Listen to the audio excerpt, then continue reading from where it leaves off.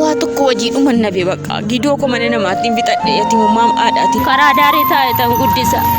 Hadda karaa daariidha namni illee natti meedhaan fiigaa dhufe aara na galfachiiftanii haa garaabdooni aara galfadhaan. Akka jeelee gammadee nyaadha. Akka jeeltanii Akka jeelee gammadee nyaadha. Abbaa koo nama na nyaachisuun dhabee nyaadha. Waa biti jedhee lakkoofsa gee barbaadee fudhee sitti dawwalee aara na galfachiifte rabbiin aana si haa galfachiisu.